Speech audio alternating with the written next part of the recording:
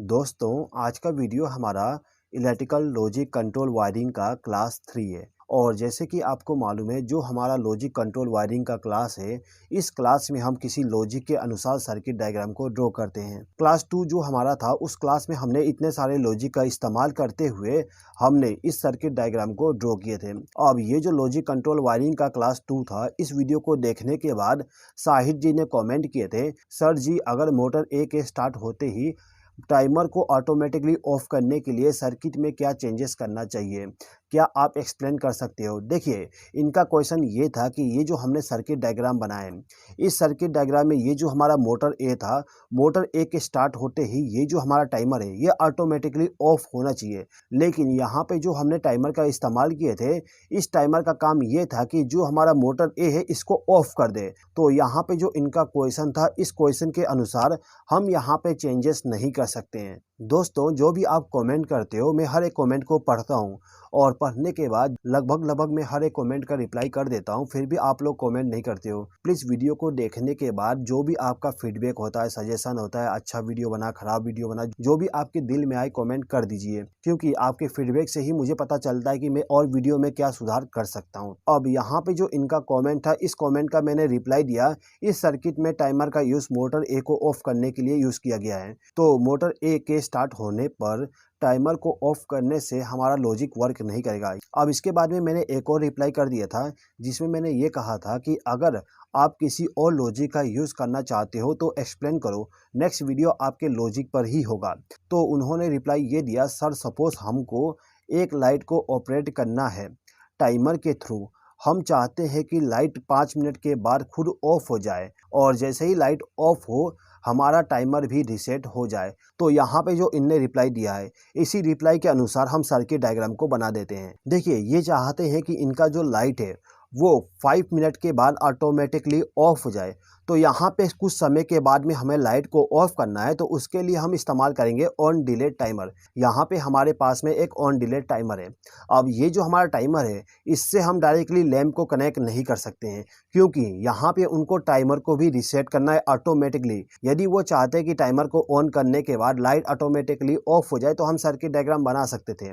लेकिन यहाँ पे इनको इस टाइमर को भी रीसेट करना है, तो उसके लिए इनको कॉन्टैक्टर का इस्तेमाल करना पड़ेगा। तो यहाँ पे मैंने एक कॉन्टैक्टर के लिए सर्किट डायग्राम बना दिया हूँ। यहाँ पे जो आप सर्किट डायग्राम देख रहे हो, इसको हम कहते हैं DOL स्टार्टर। यदि आपको DOL स्टार्टर का सर्किट डायग्राम बनाना नहीं आता, तो इलेक्ट्रिकल लॉजिक कंट्रोल वायरिंग का क्लास 1 देख लीजिए, उसमें मैंने एक्सप्लेन कर दिया हूँ, ठीक है।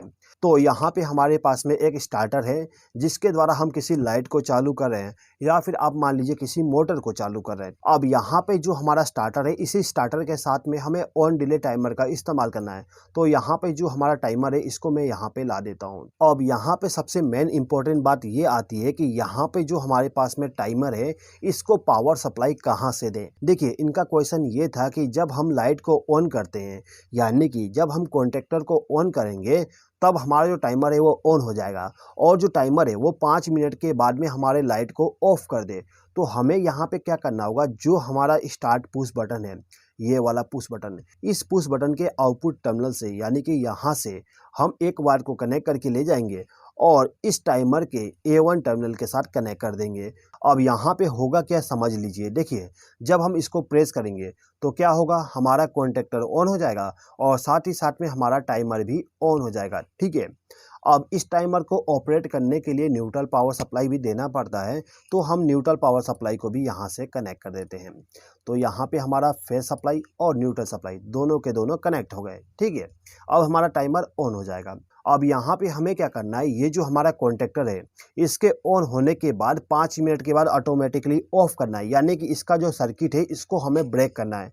और जैसे कि आपको मालूम है, किसी भी सर्किट को यदि हमें ब्रेक करना हो, तो वहाँ पे हमें NC कॉन्टैक्ट का इस्तेमाल करना पड़ेगा।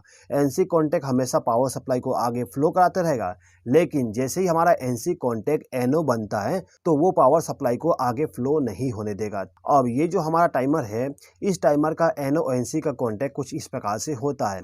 ये जो सर्किट डायग्राम है, मैंने इसका अलग से यहाँ पे एक सिंबल बना दिया हूँ, जिससे कि आपको अच्छे तरीके से समझ में आए।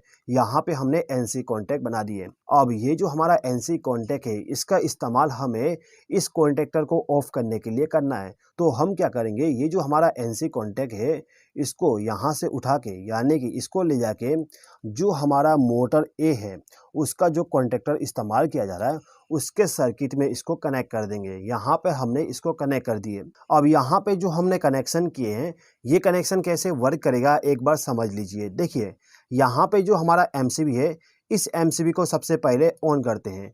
इसको ऑन करने के बाद पावर सप्लाई हमारा यहाँ से फ्लो होते हुए स्टार्ट पुश बटन और इस एनो टर्मिनल तक पहुँच गया है। अब यहाँ पे जो हमारा स्टार्ट पुश बटन है इसको हमें प्रेस करना पड़ेगा। इसको प्रेस करते ही आप देख सकते हो पावर सप्लाई आगे फ्लो हो गया और जो हमारा कॉन्टैक्टर है ये ऑन हो गया है।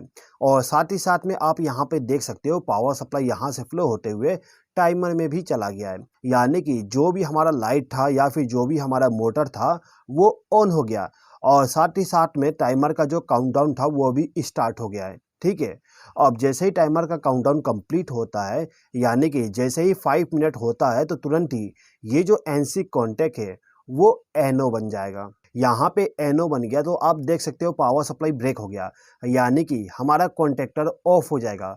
और जैसे ही हमारा कॉन्टैक्टर ऑफ होता है तो इसका जो होल्डिंग सर्किट था वो दोबारा ब्रेक हो जाएगा, यानी कि पावर सप्लाई आगे फ्लो होना बंद हो जाएगा और जो हमारा टाइमर था इसको भी पावर सप्लाई मिलना बंद हो जाएगा, यानी कि यहाँ पे जो हमारा टाइमर था ये भी रीसेट हो जाएगा।